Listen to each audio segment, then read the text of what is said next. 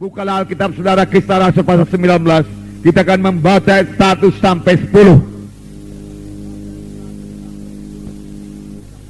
Di sini dikatakan, saudaraku, dalam tempo 2 tahun semua penduduk Asia mendengarkan firman Tuhan. Nah, kita melihat bagaimana Paulus melayani mereka. Paulus, saudaraku, selalu mencari jiwa-jiwa.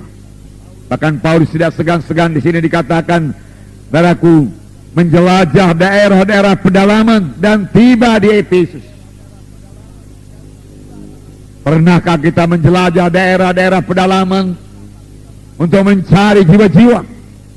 Pernahkah kita, saudaraku, bergerak dari desa ke desa untuk mengabarkan Injil? Saudaraku yang kekasih dalam nama Yesus, boleh juga, saudaraku, roh Tuhan menggerakkan saudara. Itu satu hal yang sangat menggemarkan hati, mensukacitakan melihat jiwa-jiwa menjadi percaya dan menerima Yesus sebagai Tuhan dan Juru Selamat mereka. Namun di sekitar kita ini, saudaraku, masih banyak sekali jiwa-jiwa yang terhilang, jiwa-jiwa di luar Yesus. Saudara, kita mengetahui bahwasanya jiwa-jiwa yang di luar Yesus semuanya terhilang, karena hanya satu jalan ke surga, yaitu Tuhan Yesus Kristus. Paulus sampai di Efesus dan dia bertemu dengan 12 orang murid. Dengan bersemangat Paulus melayani, walaupun hanya 12 orang murid saja. Paulus bertanya kepada mereka dengan satu pertanyaan yang penting. Paulus tidak bertanya kepada mereka, sudahkah engkau sembuh daripada penyakitmu? Dia tidak menanyakan pertanyaan demikian. Paulus juga tidak bertanya, sudahkah engkau keberkatan? Bagaimana bisnismu sekarang? Sudahkah bisnismu berkelimpahan? Karena Tuhan berkata, aku datang supaya domba itu berhidup berkelimpahan. Tidak, saudaraku, tidak. Tetapi Paulus menanyakan satu pertanyaan yang jauh lebih penting daripada harta dunia ini, jauh lebih penting daripada kesembuhan tubuh. Oleh sebab itu, saudaraku, biarlah kita datang kepada Tuhan bukan hanya mencari kesembuhan tubuh, bukan hanya supaya kita keberkatan, tetapi terutama supaya kita semua sampai kepada maksud Tuhan dalam hidup kita. Karena di dalam Yesus kita ini semua harus bertumbuh. Di dalam Tuhan ini semua kita ini harus berubah. Firman Tuhan tadi berkata, perkara lama lenyap, perkara baru timbul. Oleh sebab itu Paulus menanyakan satu pertanyaan yang amat penting.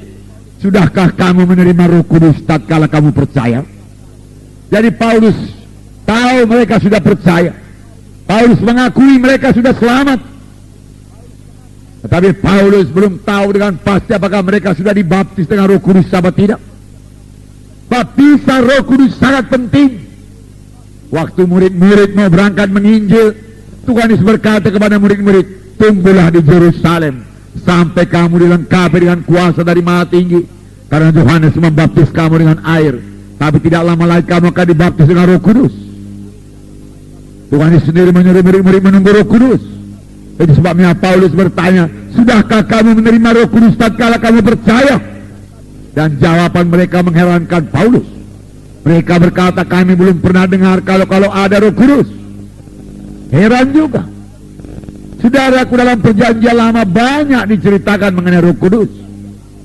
Buku Joel mengatakan, pada akhir zaman aku akan mencurahkan Rohku kepada segala manusia.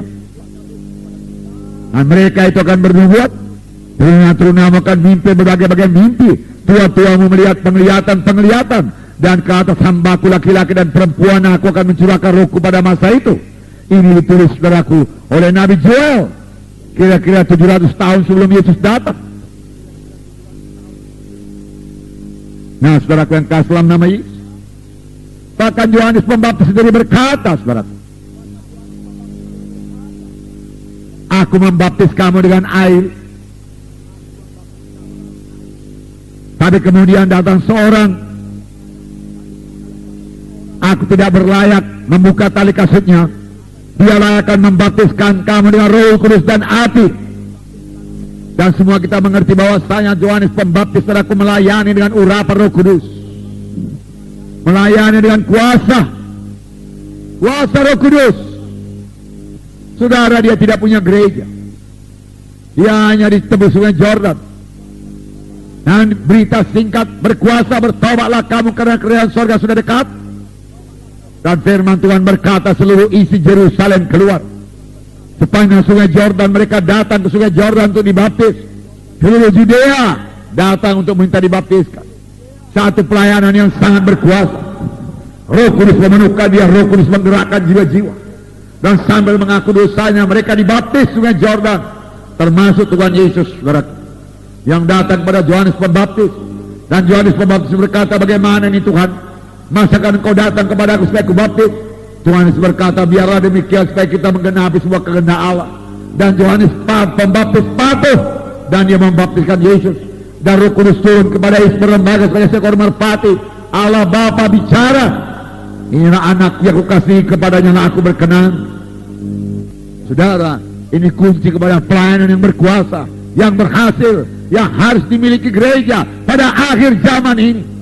Saudara mau dipakai Tuhan, saudara mau diurapi Tuhan, intimlah dengan Roh Kudus, penuh dengan Roh Kudus, dengan suara Roh Kudus, bergaul dengan Roh Kudus, mematuhi Roh Kudus, maka pelayanan saudara berkuasa, saudara berbuah lebat di hadapan Tuhan. Haleluya.